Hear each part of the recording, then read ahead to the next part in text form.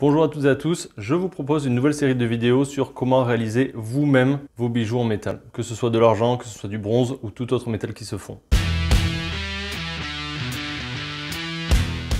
Le principe est assez simple.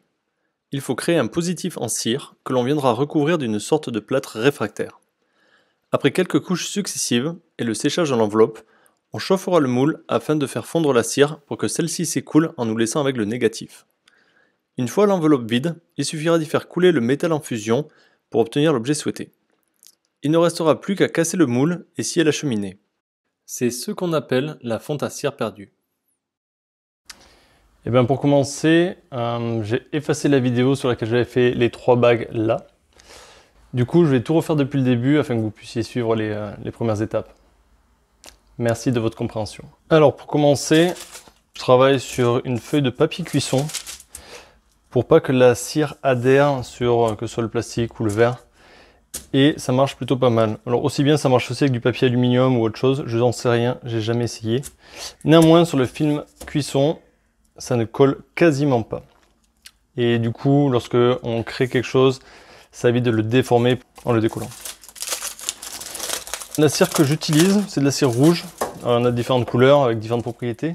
Et sinon, il y a aussi de la cire verte qui est déjà pré-moulée pour faire des bagues. C'est une espèce de tronçon comme ça, là. Il n'y a plus qu'à couper dedans la largeur de bague qu'on veut et ensuite la travailler. Elle est beaucoup plus rigide.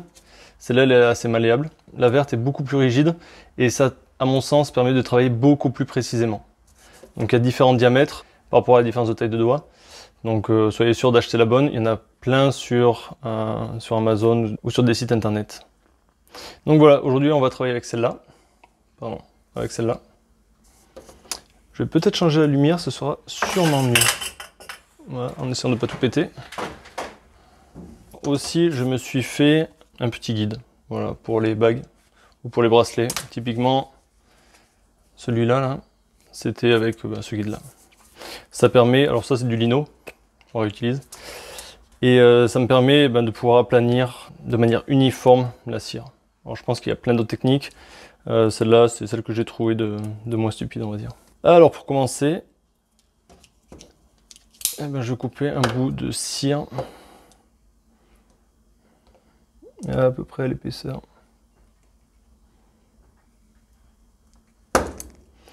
Voilà. C'est une cire qui se coupe relativement bien. Donc là, on voit que ça adhère pas, et là, ça adhère un peu plus. Allez, on va le mettre un premier coup.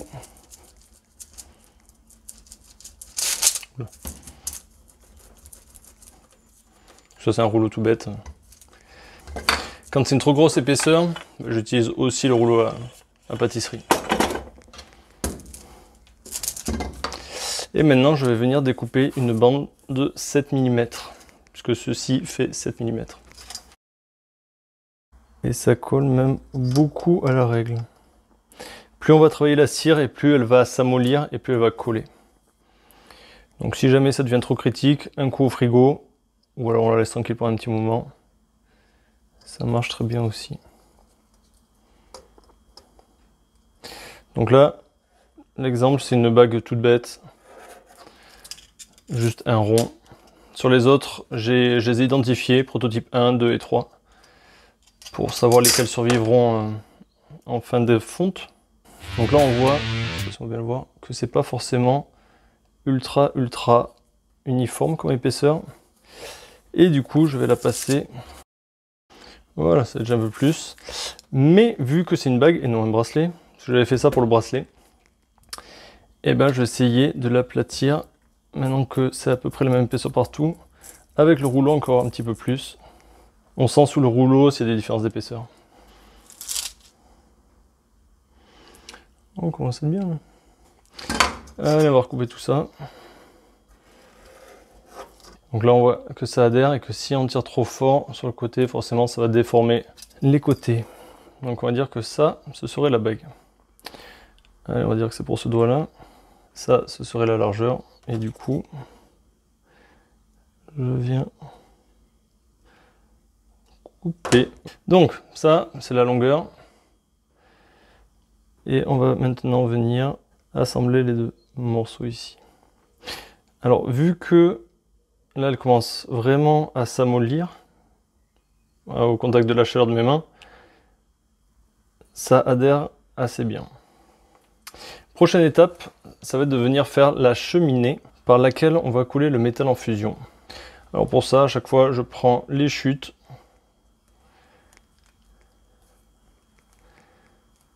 Je les mets toutes ensemble. J'appuie comme un bourrin. Et je viens faire un entonnoir tout en haut pour faciliter le versement, pour que ce soit plus facile de verser le métal dans le moule. Alors plus large est l'entonnoir, plus ce sera facile de remplir le moule et de ne pas en mettre à côté. Parce que mine de rien, c'est du métal à plus de 1000 degrés et on n'a pas envie de s'en faire tomber sur les pieds. En réalité, je le ferai un petit peu plus large, comme je l'ai fait avec l'autre. Mais là, vu encore une fois que c'est juste pour la démonstration, j'ai pas envie de gaspiller trop de cire et du coup, on va rester comme ça. Et maintenant, on va venir faire adhérer cette partie-là sur la bague.